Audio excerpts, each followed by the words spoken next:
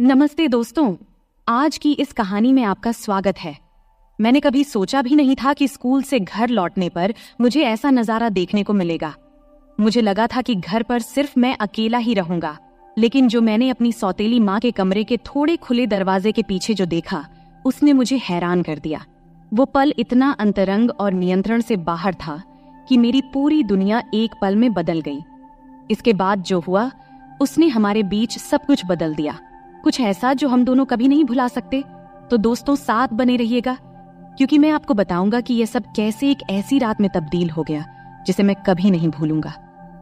मैं अभी अभी स्कूल से घर आया था। दिन भर की थकान मुझे ऐसे महसूस हो रही थी जैसे मेरा भारी बैग मेरे कंधों पर लदा हो।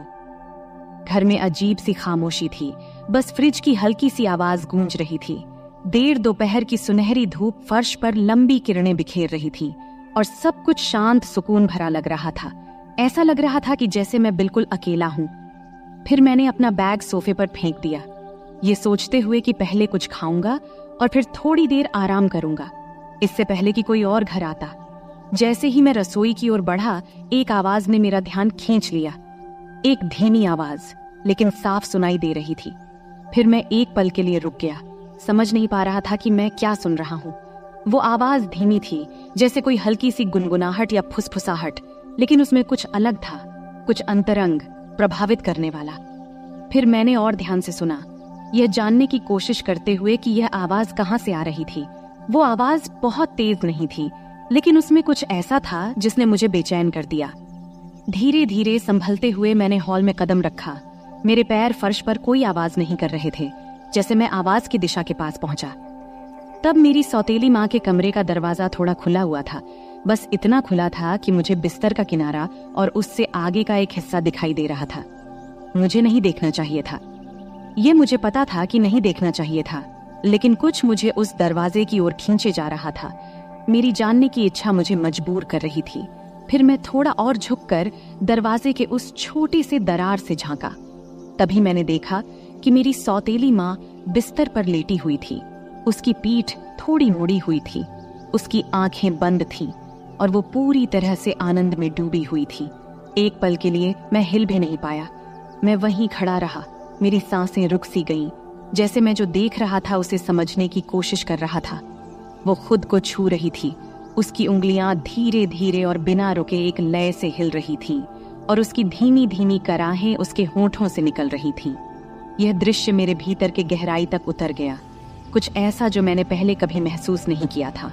अब अचानक से देख मेरी धड़कन तेज हो गई। मेरा दिल जोर जोर से धड़कने लगा और मेरे शरीर में गर्मी की एक लहर दौड़ गई। मुझे वहां से चले जाना चाहिए था, चुपचाप पीछे हट जाना चाहिए था और ऐसा दिखावा करना चाहिए था कि मैंने कुछ नहीं देखा। लेकिन मैं हिल भी नहीं पा रहा था। मैं वहीं खड़ा रहा, मेरी आंखें उस पर जमी हुई थी। उसकी हर छोटी सी हरकत मेरे भीतर हलचल मचा रही थी। वो बेहद खूबसूरत लग रही थी।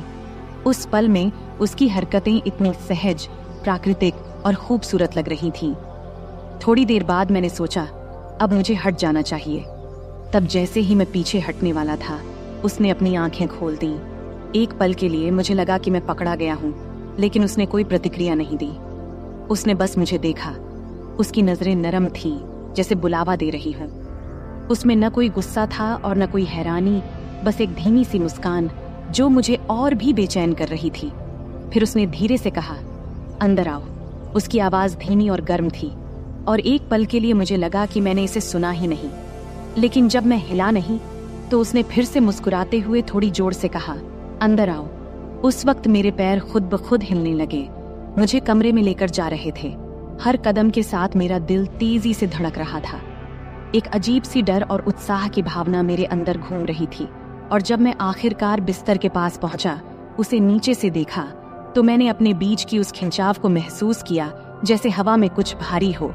तब भी वो कुछ नहीं बोली, बस अपनी गहरी तीखी नजरों से मुझे देखती रही, जैसे मुझे पूरी तरह से पढ़ रही हो। तभी मैंने कुछ बोलने की कोशिश की, लेकिन कुछ बोल नहीं पाया। अपने आवाज को तब मैं निगल सा गया। मेरा मुंह सूख रहा था और मेरे विचार बेकाबू होने लगे थे, लेकिन उसे कोई फर्क नहीं पड़ा। उसने बस धीरे से मेरा हाथ पकड़ा। उसकी छुअन एकदम नरम और कोमल थी, पर उसमें एक दृढ़ता थी। फिर जैसे ही उसने मुझे और करीब खींचा, अब मेरा दिल तेजी से धड़कने लगा था और मेरे पेट में एक अजीब सा तनाव महसूस हो रहा था, जैसे कोई गांठ बंध रही हो। लेकिन इसके साथ ही कुछ और भी था, कुछ ऐसा जो उत्तेजना जैसा लग रहा था, उम्मीद भरा। जब मैं उसके बिस्तर के किनारे बैठा तो उसने मेरा हाथ नहीं छोड़ा, बल्कि उसने धीरे धीरे उसे अपने शरीर पर नीचे की ओर खींचा, अपने नाजुक कूल्हे के घुमाव पर। तब उसकी त्वचा की गर्मी मेरी उंगलियों के जरिए महसूस हो रही थी। जैसे ही मैंने उसके हाथ को अपने हाथ पर महसूस किया, जो मुझे धीरे धीरे और जानबूझकर निर्देशित लग रहा था, उस वक्त मेरी सांसें थम गई थीं। उसकी त्वचा के नीचे उसकी धड़कन, उसकी संतरे का धीरे धीरे उठना और गिरना, सब मैं महसूस कर रहा था। तब उसने धीरे से कहा, डर मत। उसकी आवाज इतनी धीमी थी कि सुनाई नहीं दे रही थी, लेकिन उसमें एक तरह की कोमलता थी जो मेरे दिल को चुभ गई। बस आराम से रहो। फिर मैंने सिर हिलाया, हालांकि मुझे यकीन नहीं था कि मैं अधिक घबराया हुआ था या उत्साहित था। उसकी उंगलियां मेरी उंगलियों में लिपटी हुई थी, मुझे निर्देशित कर रही थी, जैसे हम दोनों एक साथ तालमेल में थे।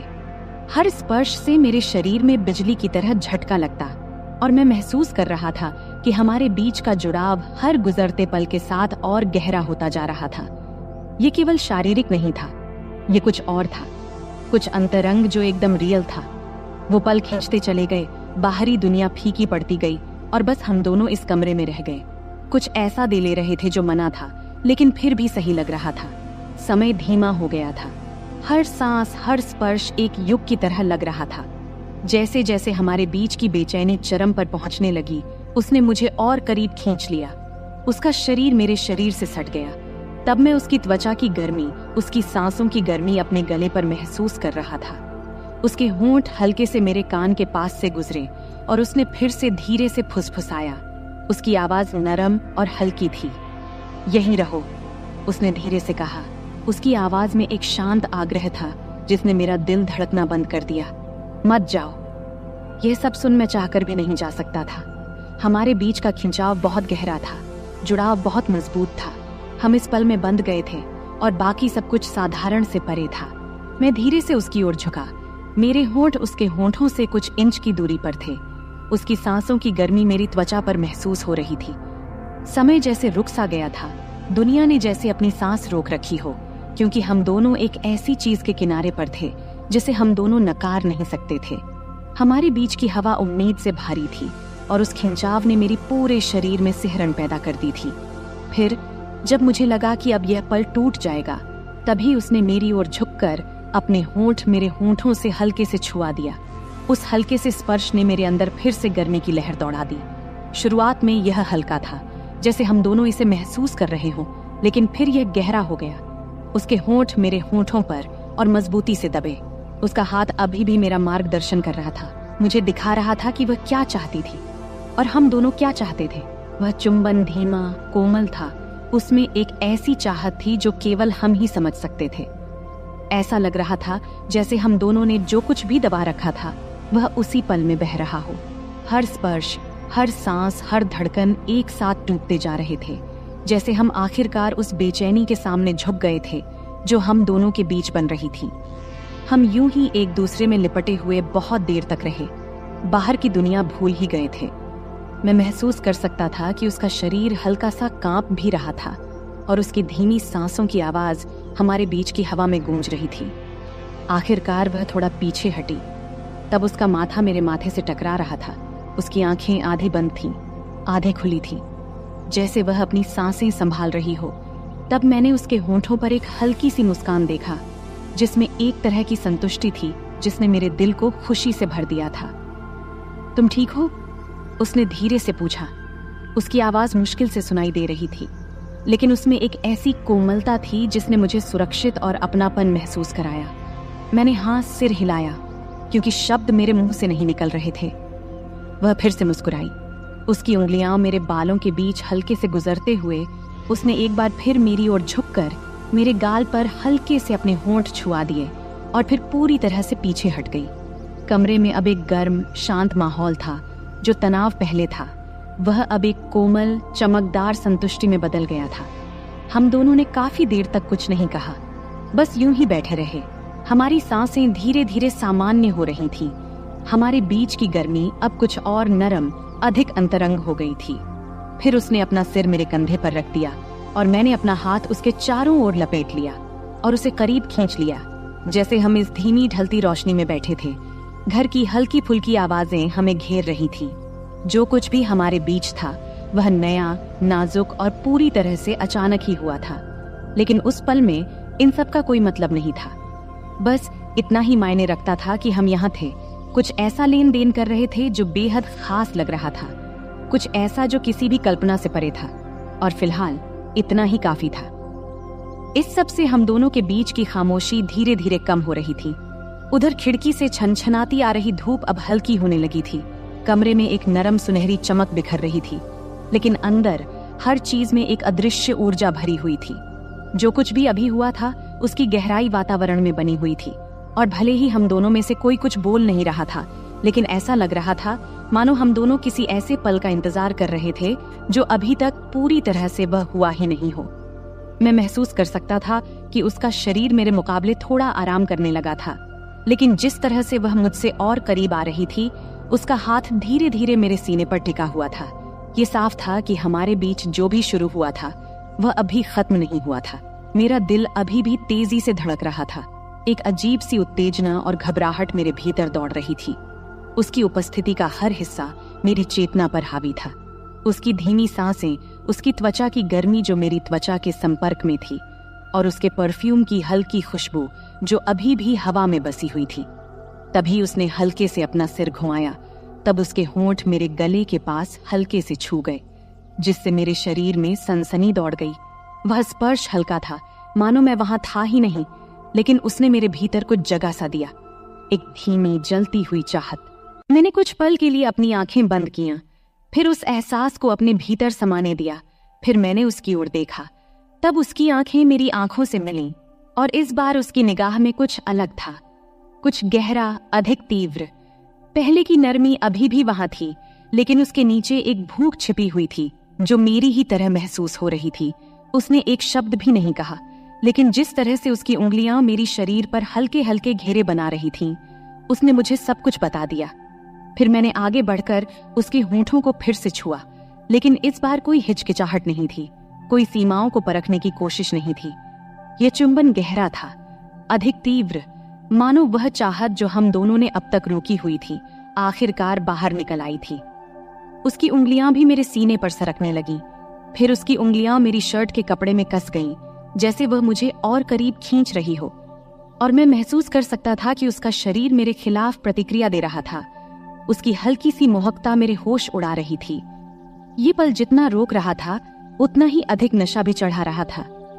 यह बात अलग थी कि वह मेरी सौतेली माँ थी, लेकिन जो हमेशा मेरी पहुंच से बाहर थी, अब वही हमारे बीच के संबंध को और भी खतरनाक बना रही थी, और मैं भी खुद को उसको चाहने से रोक नहीं पा रहा था। जब उसके हाथ मेरे गले के पीछे सरक गए, तब वह मुझे और नीचे खींचते हुए, जब वह बिस्तर पर अपनी स्थिति बदल रही थी, तब उसका शरीर तकियों पर आराम से लेट गया और वह मुझे अपनी ओर खींच रही थी। मैं उस खिंचाव का पीछा करता रहा जो अब बहुत मजबूत हो चुका था, और जल्द ही मैं उसके ऊपर खुद को झुका हुआ पाया। अपने हाथों से खुद को संभालते हुए उसे देखता रहा। मेरी सांसें हल्की और तेज हो रही थीं। उसकी ऑरेंज भी तेजी से ऊपर नीचे हो रही थीं, लेकिन उसकी आंखें मेरी आंखों में ही टिकी हुई थीं, और उस पल में हमारे बीच की गर्माहट को महसूस किया जा सकता था।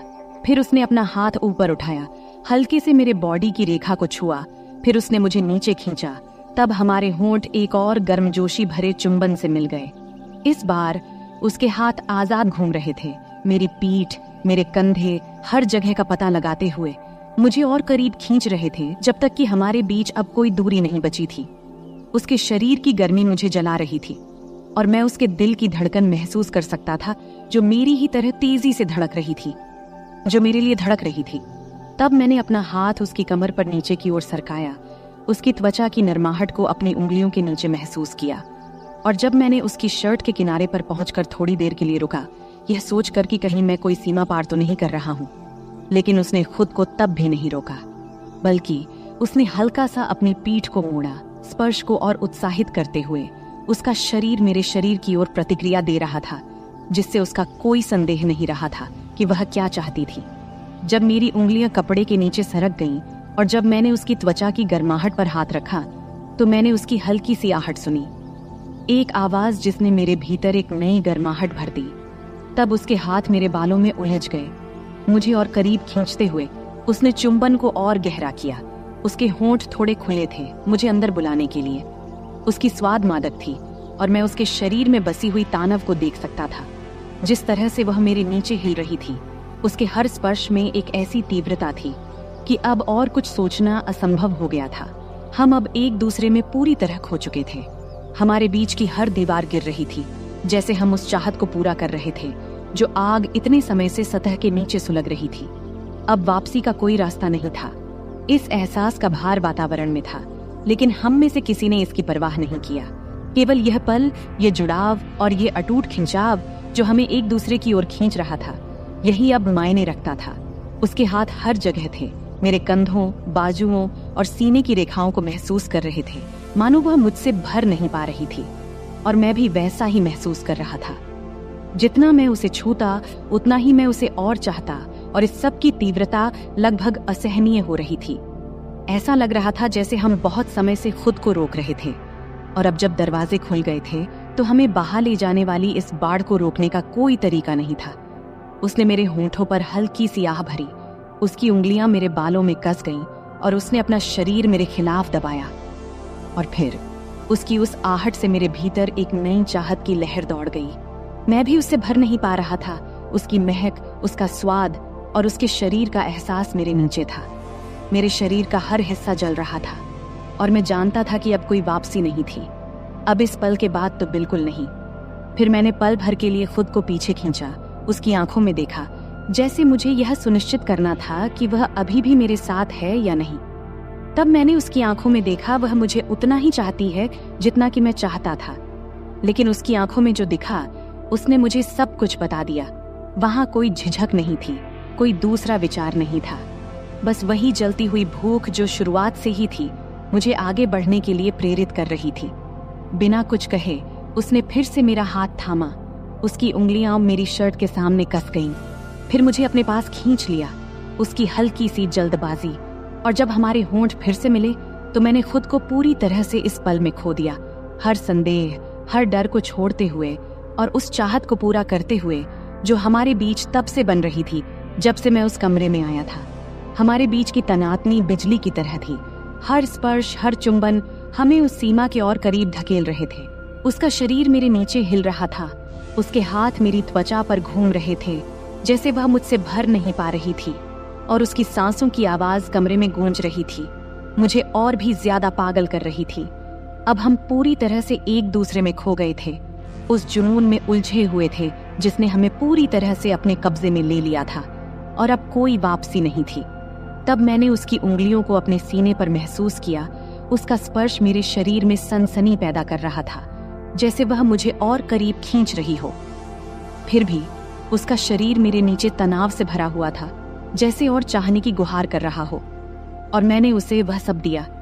हर स्पर्श, हर चुंबन, हर फुसफुसाए हुए शब्द ने हमें इस पल में और गहरा उतारा। यह पल लगभग असहनीय था। हमारे बीच की तनातनी एक चरम पर पहुंच गई थी, मानो हम किसी गहरे और अधिक तीव्रता की ओर बढ़ रहे हों। लेकिन हम अभी जाने के लिए तैयार नहीं थे। हम वहीं रुके रहे, उस किनारे पर, हर स्पर्श, हर चुंबन का आनंद लेते हुए, जबकि हमारे बीच की गर्मी बढ़ती जा रही थी। यहाँ तक कि ऐसा महसूस हो रहा था कि हम दोनों इस तीव्रता से फट जाएंगे। अब मैं उसे अपने नीचे कांपते हुए महसूस कर सकता था। उसकी सांसें छोटी और टूटी फूटी हो रही थीं, जैसे वह मुझसे चिपकी हुई थी। उसका शरीर मेरे खिलाफ इस तरह दबा हुआ था जिससे मेरा सिर चकरा रहा था, और मैं जानता था कि वह भी वही महसूस कर रही थी, वही असहनीय तनातनी, वही राहत की बेताबी। लेकिन हम अभी वहां नहीं थे जहां होना चाहिए था, बल्कि हम अभी भी उस किनारे पर रुके थे, उस पल को खींचते हुए, उम्मीद को थोड़ा और बढ़ने देते हुए, जब तक कि वह सहन करने के काबिल न रहे। कमरा हमारी सांसों की आवाजों, हमारे नामों की फुसफुसाहटों और हमारे जज्बातों की खामोश से आहिस्ता आहिस्ता से भर गया था, जैसे हम उस जुनून के आगे झुक रहे थे जो इतने समय से हमारे बीच सुलग रहा था। यह पल परफेक्ट था, हमारे बीच का यह जुड़ाव, और जब मैंने उसे अपने करीब खींचा, हमारे शरीर एक साथ एक तालमेल में चल रहे थे, तब मुझे पता था कि इसके बाद कुछ भी वैसा नहीं रहेगा। फिर हमने एक सीमा पार कर ली। अब हम साधारण से बढ़कर कुछ खतरनाक में कदम रखा था, लेकिन मुझे अब किसी चीज की परवाह नहीं थी, क्योंकि उस पल में जब हम कुछ गहरे पल में कदम रख रहे थे, केवल वही मायने रखती थी। उसका स्पर्श, उसका चुंबन, उसके शरीर का एहसास, जैसे हम पूरी तरह से एक दूसरे में खो गए हों। और जब हम आखिरकार खुद को एक दूसरे में जाने देने लगे, चूंकि मुझे पता था कि यह तो बस अभी शुरुआत थी। तो दोस्तों, यह थी हमारी आज की छोटी सी कहानी। आपको यह कहानी कैसी लगी? कमेंट करके जरूर बताएं। अगर आपको यह कहानी पसंद आई हो तो इसे लाइक करें और अपने दोस्तों के साथ शेयर करें। आगे भी ऐसी ही रोमांचक कहानियों के लिए हमारे चैनल को सब्सक्राइब करें और बेल आइकन दबाना न भूलें, ताकि आप हमारी कोई भी कहानी मिस न करें। धन्यवाद। यह कहानी केवल काल्पनिक है। इसका उद्देश्य किसी भी प्रकार की गलतफहमी पैदा करना नहीं है। नमस्ते दोस्तों, आपका स्वागत है हमारी आज की कहानी में। मैं रोहन हूँ और मेरी उम्र 26 साल है। अभी मेरी शादी तो नहीं हुई है, लेकिन मेरी भाभी मुझ पर ही रहती हैं। मैंने कभी सोचा नहीं था कि मेरी भी कहानी होगी, लेकिन किस्मत को कुछ और ही मंजूर था। उसने ऐसी कहानी गढ़ दी कि जिसे सुनकर आपके रोंगटे खड़े हो जाएंगे। चलिए दोस्तों, कहानी में आगे बढ़ते हैं। मैं एक मेडिकल की दुकान में काम करता हूँ। घर पर मैं और मेरी भाभी ही रहते हैं। मेरे माता पिता और बड़े भाई कोरोना में गुजर गए। तब से मैं और मेरी भाभी साथ ही रहते हैं। वैसे मेरी एक बहन भी है जो मुंबई में रहती है। उसकी अभी शादी नहीं हुई है। वह छुट्टी में घर आती है। तब खिचड़ी के पर्व का समय था। खिचड़ी का पर्व मतलब घर की लोग गंगा नदी में स्नान करते हैं, सूर्य भगवान की पूजा करते हैं और तिल, गुड़, चूड़ा, दही और खिचड़ी का प्रसाद बांटते हैं। और इन दिनों में खूब मस्ती भी होती थी। तब मेरी भाभी अकेले यह सब नहीं कर पाती, इसीलिए मेरी बहन छुट्टी लेकर घर आ गई थी। मेरी कहानी शुरू होने के 4 दिन पहले मेरे जिगरी दोस्त समीर ने फोन किया। फिर समीर बोला, हेलो रोहन, सुन यार, आज मटन खाने का मन कर रहा है और साथ में थोड़ा दारू भी, बोल चलेगा ना? तब मैंने कहा, हाँ ठीक है। तब शाम को जब काम से छुट्टी मिलने के बाद मैं बार में गया तो समीर पहले ही वहां पहुंच चुका था। फिर हमने दारू की ऑर्डर दिया और बातें करते हुए मैंने ज्यादा दारू पी लिया। समीर ने कहा, यार बस हो गया, अब चल घर चलें। तब मैं थोड़ी ज्यादा पी चुका था, इसलिए उठते समय थोड़ा डगमगा रहा था। तब घर पहुंचकर गाड़ी खड़ी करते समय मुझे स्टैंड नहीं मिल रहा था। जैसे तैसे करके मैं अंदर आया और देखा कि हॉल में नाइट रेड बल्ब जल रहा था, जिससे मुझे सब धुंधला दिख रहा था। तब जैसे ही मैं कमरे की ओर बढ़ा, मैंने देखा कि सोफे के नीचे चटाई पर कोई सो रहा है। फिर पास जाकर मैंने देखा, वह तो मेरी बहन रिया काले गाउन पहने सो रही थी। तब मुझे लगा कि वह मेरी भाभी है। शायद वह मेरी इंतजार करते करते वहीं सो गई थी। तब दारू के नशे में मैंने बहन को सीधा किया। तब भी वह सो रही थी। फिर मैंने सोचा कि अगर वह उठेगी तो चिल्लाएगी, इसलिए मैंने पहले ही तैयारी कर लिया। तब उसने थोड़ा हिलकर उठने की कोशिश किया, लेकिन मैं उसे नीचे धकेलता रहा। तब भी मेरी बहन उठने की कोशिश करती रही, लेकिन मेरे जोश के कारण वह उठ नहीं पाई। दोस्तों, तब वह कुछ मिनटों तक वह चुपचाप लेटी रही। जब उसने कोई हरकत नहीं की तो मैं भी शांत हो गया। हमेशा की तरह ज्यादा देर तक नहीं रुका, जल्दी ही उठकर एक तरफ लेट गया और सो गया। फिर सुबह के 4 बजे के करीब जब मुझे पेशाब के लिए उठना पड़ा तो मैं खुद को अस्वस्थ महसूस कर रहा था। तब नशा कुछ कम हो गया था। फिर जल्दी से कपड़े पहना, पेशाब किया और वापस जाके सो गया। फिर सुबह को मेरी भाभी ने मुझे उठाया। तब देर हो चुकी थी, इसलिए मैंने जल्दी जल्दी तैयार होना शुरू किया। तैयार होते समय मेरी बहन रिया मुझे कुछ अजीब नजरों से देख रही थी। फिर मैंने नाश्ता किया और काम पर निकलने लगा। तभी मेरी भाभी ने टिफिन देते हुए पूछा, रात को बेडरूम में क्यों नहीं आई? यह सुनकर मैं हैरान रह गया। तब मैंने कुछ नहीं कहा और काम पर चला गया। रास्ते में जाते समय सोचने लगा कि रात को मैंने कुछ किया था क्या। उस दिन पूरे दिन भर यही ख्याल मेरे दिमाग में चलता रहा। फिर दोपहर को लगभग 2:30 बजे मेरी बहन रिया का फोन आया। रिया बोली, हेलो भैया, कहाँ हो? मैंने जवाब दिया, काम पर हूँ। क्यों? रिया ने कहा, मुझे आपसे मिलना है, मैं वहीं आ रही हूँ। तब आई ने कहा, ठीक है, आ जाओ। फिर थोड़ी देर बाद रिया आई। फिर मैं दुकान के बाहर उससे मिलने गया। तब वह एक कोने में खड़ी थी। फिर मैंने उससे पूछा, क्यों, क्या काम है? रिया ने जवाब दिया, आपको सच में नहीं पता मैं क्यों आई हूँ? तब मैंने कहा, पहले ही मेरा सिर दर्द कर रहा है। तब रिया बोली, भैया किस बात से आपका दर्द हो रहा है? ज्यादा सोने से या कुछ और? तब मैंने जवाब दिया, रात को ज्यादा सोने से। तभी रिया बोली, या फिर कुछ और करने से भैया। तब उसके सवालों से मुझे समझ में आया कि रात को कुछ जरूर हुआ था। उसने आगे कहा, तुम्हें सच में नहीं पता कि रात को क्या हुआ? तब उसकी बातों में गुस्सा नहीं था, लेकिन एक अजीब सा एहसास था। फिर मैंने माफी मांगते हुए कहा, मुझे माफ कर दो, नशे में ऐसा हो गया। फिर मैं उसके पैरों में गिरने लगा, लेकिन उसने मुझे रोक दिया। रिया बोली, अरे क्या कर रहे हो भैया, लोग क्या कहेंगे? मैंने कहा, क्या करूं, मुझसे गलती हो गई। इस पर रिया बोली, रात को जो हुआ वह अब हो चुका है। पहले तो मुझे बहुत बुरा लगा, लेकिन फिर मैंने सोचा मैं भी एक औरत हूँ, मुझे भी वो सब चाहिए। इस पर तुरंत ही मैंने कहा, तुम्हारा क्या मतलब? रिया बोली, देखो भैया, मैं साफ साफ कह रही हूँ, रात को तुम मुझसे नजदीक आए, अब तुम्हें ही मुझे पूरा करना होगा। अब मैंने तुम्हारी भलाई के लिए दवाई भी ली है। मैंने कहा, लेकिन तुम मेरी बहन हो, ऐसा कैसे हो सकता है? रिया बोली, मैंने कई कहानियां पढ़ी हैं जिसमें भाई बहन का ऐसा रिश्ता होता है। मैं तुम्हें रोक नहीं रही हूँ, लेकिन अगर तुम मना करोगे तो मैं बाहर ही चली जाऊंगी। ये सुनकर मैंने कहा, ठीक है, लेकिन घर पर भाभी के रहते ये सब कैसे होगा? रिया बोली, मैंने उसे मायके जाने के लिए तैयार कर लिया है। रात को वह तुमसे पूछेगी तो तुम उसे जाने देना, फिर हम बात करेंगे। इस तरह मेरी भाभी अपने मायके चली गई और मैं सोचता रहा कि अब क्या करूं हमारे रिश्ते में। तब मैंने मोबाइल में बहन के कुछ फोटो देखने लगा। उसमें मुझे सब कुछ दिखा, लेकिन एक दिक्कत थी कि खिचड़ी के 14 दिनों में कैसे और क्या करेंगे। फिर मैंने गूगल पर सर्च किया। वहां मुझे पता चला कि अगर आपने उपवास रखा है तो कुछ नहीं करना चाहिए, लेकिन तब मेरे और बहन के उपवास नहीं थे। इससे हमारा रास्ता साफ हो गया। फिर जब रात को काम से लौटकर घर आया, फिर खाना खाते वक्त बहन ने बात छेड़ दी। वह बोली, सुनो भैया, भाभी कह रही है कि उसे मायके कितने दिन तक रहना है। मैंने पूछा, कितने दिनों के लिए बोली हो? रिया बोली, पूरे 14 दिनों के लिए। इस पर मैंने कहा, ठीक है, भाभी का थोड़ा आराम भी हो जाएगा, इससे भाभी भी खुश हो जाएगी और तुम भी। फिर खाना खत्म होने के बाद बहन ने बर्तन साफ किया और बाकी काम निपटाने लगी। वैसे यह सब काम मेरी भाभी का होता था, लेकिन अब उसके गैर मौजूदगी में यह सारा बहन को करना पड़ रहा था। अब बर्तन धोने के बाद रिया मेरे पास आकर बैठ गई। फिर रिया बोली, नाराज तो नहीं होना भैया तुम?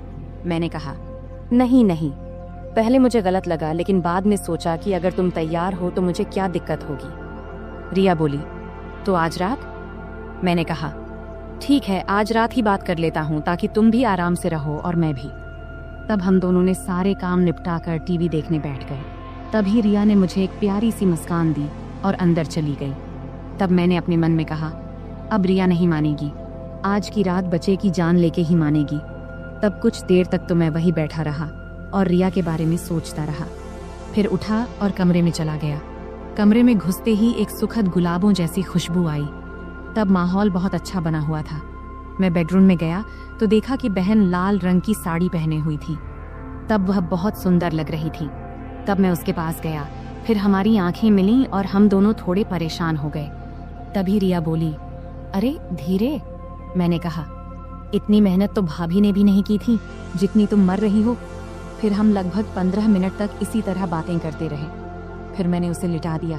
तभी रिया ने कहा, क्या यह सब ठीक तो रहेगा ना? इस पर मैंने कहा, रिया, यह सब पहले सोचना चाहिए था ना। खैर, अब तुम जैसा चाहो। फिर वह मेरे पास आकर लेट गई। तब उसने तेल की एक बोतल पास रखी थी। फिर मैंने उसे थाम लिया। रिया बोली, अब क्या? मैंने कहा, कुछ नहीं, चलो शुरू करते हैं। तब रिया ने मुझसे कहा कि उसका सपना था कि वह अपने पति या किसी दोस्त के साथ ऐसा करे, लेकिन उसका नसीब अच्छा था कि उसका सपना मेरे साथ पूरा हुआ। अब मेरी बहन वापस मुंबई चली गई है।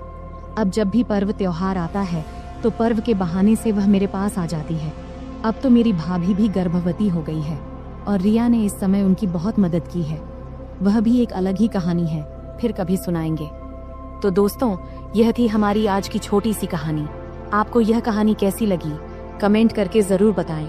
अगर आपको यह कहानी पसंद आई हो तो इसे लाइक करें और अपने दोस्तों के साथ शेयर करें। आगे भी ऐसी ही रोमांचक कहानियों के लिए हमारे चैनल को सब्सक्राइब करें और बेल आइकन दबाना न भूलें ताकि आप हमारी कोई भी कहानी मिस न करें। धन्यवाद।